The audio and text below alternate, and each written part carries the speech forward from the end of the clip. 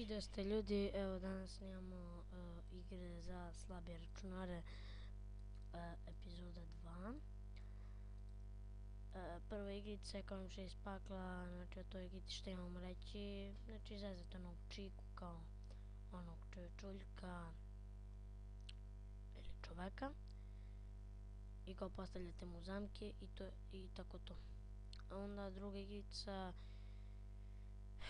FIFA 8, znači to je ono FIFA 2008. godina, znači nije ono 2010 ili 2011, nego 2008. godina. Zašto nismo stavili 2010. i 2009. jer treba 256 MB grafičke. Onda, izvinjam se ovdje.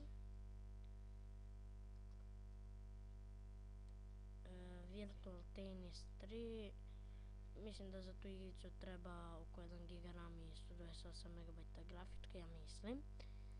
Nisam siguran, ali preporučujem tu igricu da igrate. Onda sljedeća igrica je Max Payne 2. Može Max Payne 1, ali ja sam stavio Max Payne 2.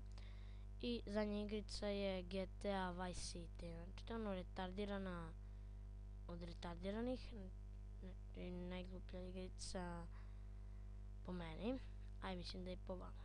Eto, znači to su 5 igrica za slabije računare. Izvinite što sam se zbunio, znači imam fremu. I hvala što ste gledali. Lajkujte, šerujte i subscribeujte se na moj kanal. Ovo je znači druga epizoda.